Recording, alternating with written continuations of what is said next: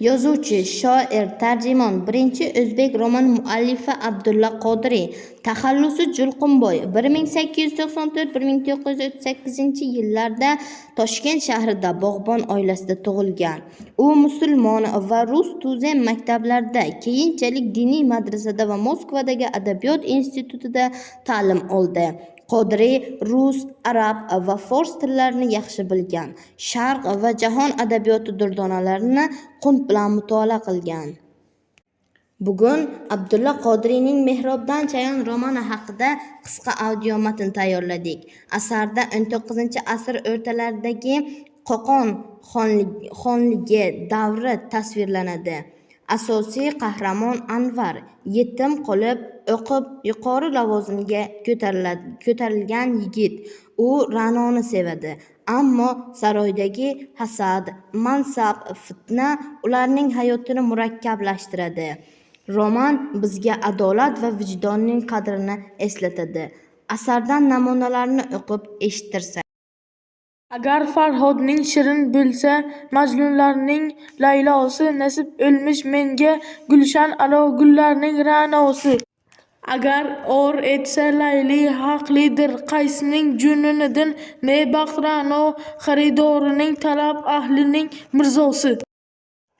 Jasur qiz. Qulog'i ostidagina aytilgan bu so'z Anvarni chuchitdi va o'z yonida qo'lida bir narsa ko'tarib turgan Ra'noni ko'rdi. Ularni uxlatmay chiqolmadim. Uyga kiraylik, Anvar aka. Yuragi arziqqan Anvar Ra'noning orqasidan mashxonaga kirdi. Ikkisi ko'rpacha ustiga yonma-yon o'ltirishdilar. Kitob ichidagi xatni payqamaysizmi deb qo'rqqan edim, dedi yarim tovush bilan Ra'no. Payqamagansiz. O'zing hamma gapga tushuna turib, yana bunchalik achchiq yozganing nimadir, Ra'no? Chunki shunchalik achchiq yozmasam, siz Ra'no tovushi titroq ohang bilan siz kelmas edingiz.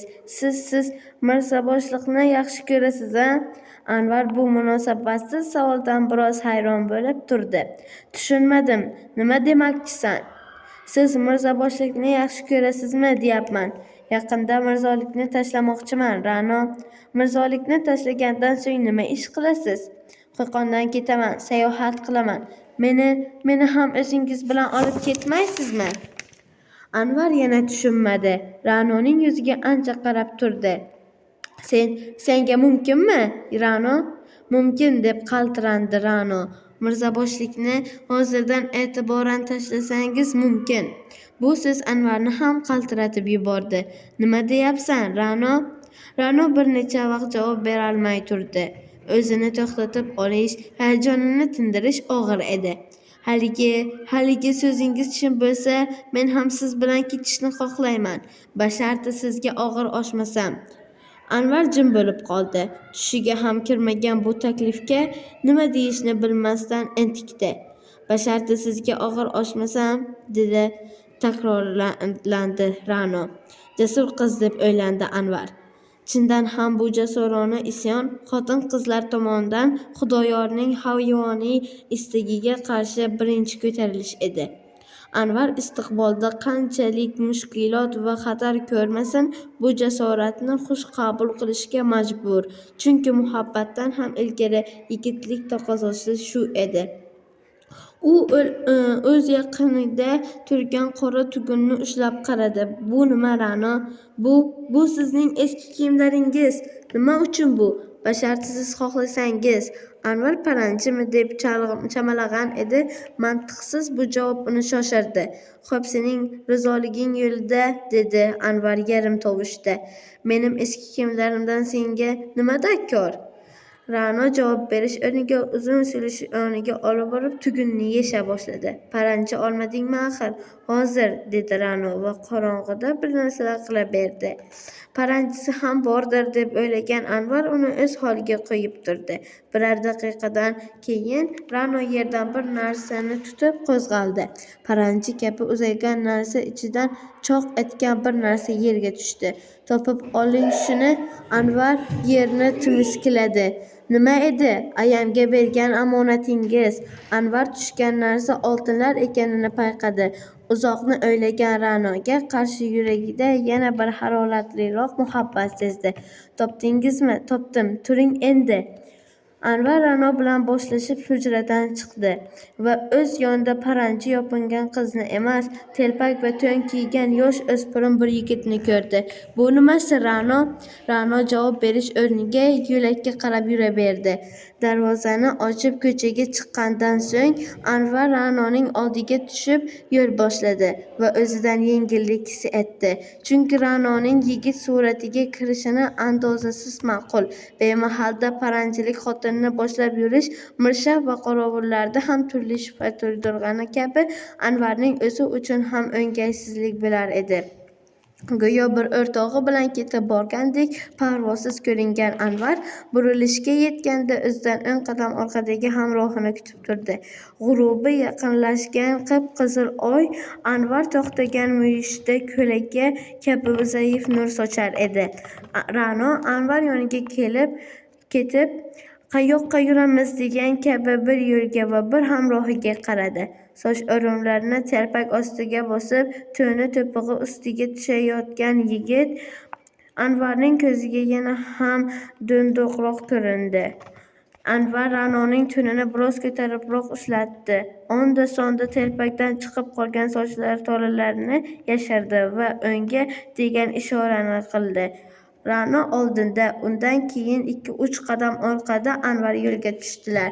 Yengil bedonada mahsisi bilan qal'a kafshi, kichkina oyog'iga juda ham kelishgan Ra'no go'yo uchgandek tez yurib borar. Orqada kelgan Anvar g'oyai omolga oshiqqandek undan qolishmasga tirishar edi. Uzoq yurdilar. 50 qadam chamasi narida Gulxan va Gulxan tevarakda 3-4 nafar kishilar ko'rinib, Ra'no to'xtaldi. To'xtama, Ra'no, dedi orqadan Anvar. Sen pisand qilmagandek parvosiz Gulxan yonidan o'taver. Men ular bilan so'zlashib qolsam, nariroqda kutib tur. Mirshablar bemahalda qo'ymas emish-ku. Men bilan seni qo'yar. Qo'rqmay, boravur. Ra'no ikkilangan simon yo'lga tushdi. Gulxangacha 10 qadam qolganda mirshablardan biri hayqirdi. To'xta! Ra'no Anvarga qarab taraddudlandi. Anvar yuraverishga ishorat qilib, tezlik bilan Gulxan yoniga yetdi. Anvarni tanigan mirshab va qorovullar ta'ziman o'rindiqlaridan qo'zg'ardilar. Qo'zg'almanglar, dedi Anvar Gulxanga isinib. Dahboshi deb atalgan yumaloq kishi Qo'rinboy ismli bo'lib, mirshablarning qizig'irog'i. Shuning uchun undan Dahboshi deb istehzo qilar edilar. Yoningizdagi besaqal bilan bemahalda nima qilib yuribsiz? Taqsir, odamzodga ishonib bo'lmas ekan-da. Anvar Dahboshining ko'ziga Ra'noning ko'zi tushib qolganini angladi. Gulxandan 30 qadamcha nariga borib to'xtagan besaqalga ko'zi qirini tashladi. Ziyofatda edik, Dahboshi. Ha, menam aytdim. Uy bu yoqda qolib nega endi qayoqqa ketyapsiz, Taqsir? Anvar qo'lini yaqindan isitmoqchi bo'lib Gulxan tarafga bir qadam bosdi. Eshitmadingizmi hali? Men rais ko'chadan yangi hovli oldim. Muborak, muborak. Anvar qutlug' aytib, ular bilan xayrlashdi. Mirshablar uning hurmati uchun qo'zg'alishib qoldilar. Gulxanchilardan 50 qadamlab uzoqlashgach, Ra'no Anvarning yetib kelishi uchun yo'l ustida to'xtadi. Nima deyapti u go'rso'xta? Anvar henglab kurdi va Ra'noning yelkasiga qoqdi. Yur, yigitcha, go'rso'xta to'g'ri aytyapti. Yetayozdiqmi? Qayerga boramiz? Yaqin qoldik, kechagi xotinning uyiga.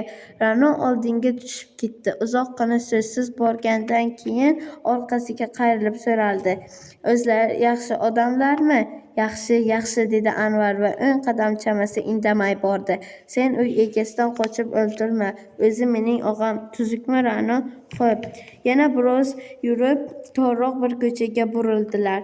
Sultonalining darvozasiga yetguncha ikkisi ham og'iz ochib gapirishmadilar. Xulosa qilib aytganda, Mehrobdan Chayon asari muhabbat, xiyonat, adolat va vijdon haqidagi roman. Qodiriy bizni hushyor bo'lishga, dalil bilan gapirishga, vijdonni yo'qotmaslikka chaqiradi.